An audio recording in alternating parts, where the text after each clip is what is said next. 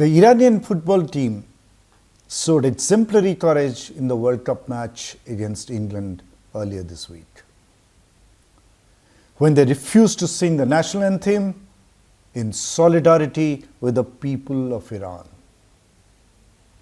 especially the women, who are protesting today against the authoritarian regime of their country. As we all know, the protest has entered 7th week. It all began with the death of 22-year-old Mahsa Amini in police custody in September this year. Mahsa had been arrested by the Iranian police for not wearing the hijab, the headscarf, in public. Hundreds of Iranian men and women hit the streets to register their anger against the Islamic Republic.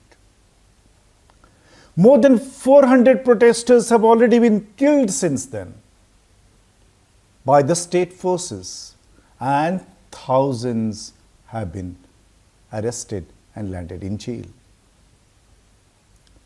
In this kind of an oppressive environment, it needs enormous courage and conviction for the Iranian football players to express solidarity with their fellow citizens. That too on an international platform, when the world is glued to the television to watch spectacular football on display. The Iranian football team refused to sing the national anthem to send out a message that it's not in sync with the national government. It was not merely a symbolic protest, it was not merely a silent protest, silently delivered. The captain of the team did not mince his words when he spoke in a press conference, and he made it very clear that the team expressed common cause with the people of Iran. It was indeed a very brave act, because this action and its open justification might cause these players not just their professional career in football, that might land them in jail, that even may make them face the firing squad of the Iranian government. Knowing this very well, that they spoke up as they wanted to defend a moral principle, even if it meant laying down their lives for it. When the nation's celebrities do it, they become the trailblazer for the entire people of this country. It's exactly the way the legendary boxer Muhammad Ali, Cassius Clay, had stood up for the moral cause in America during the height of the Vietnam War. The US government was drafting all eligible men into the army on a temporary basis to fight the war in Vietnam. Ali, who had already achieved the feat of a champion boxer, refused to be drafted, saying that he was opposed to the war in principle. In retaliation, his license was withdrawn, license for professional boxing in which he had made brilliant career. He was dragged to the court, and the district court decreed a 5-year imprisonment. It was, I think, the year 1965. His lawyers challenged the decision, and it took 5 years for the Supreme Court, perhaps in 1970, that it struck down the conviction on the ground that Muhammad Ali was a conscientious objector to the policy of war. Therefore, he could not be punished for living up to that principle. After a hiatus of 5 years, Muhammad Ali returned to the boxing ring and again triumphed as the world champion.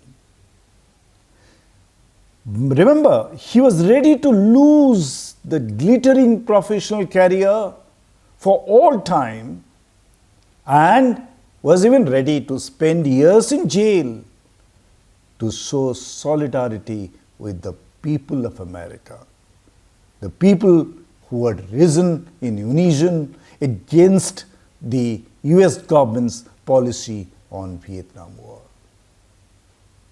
There are many such examples around the world of iconic sportspersons standing up for a cause. But unfortunately, there are so few examples in our own country. I sometimes wonder why many of our well-known sportspersons are such timid creatures, conformist at heart, shutting up to the establishment when the chips are down. How many of our legendary sportspersons of yesteryear had spoken up against the emergency when it was imposed in the country in 1975? How many of them had raised a voice against the ruling party in power when the country went up in flames in anti-Sikh riots in 1984? How many Khel Ratna awardees, Arjuna title holders, Bharat Ratna recipients, sportsmen, all had the courage to point the finger at the ruling party in Gujarat during the anti-Muslim riots in 2002. Our sports icons are indeed a shameless, selfish lot. They are a disgrace to the Indian nation and to the people of India. When you compare them with the football players of Iran, the boxers of the United States, and a host of other internationally acclaimed sportspersons who are ready to speak up against their bloodthirsty rulers.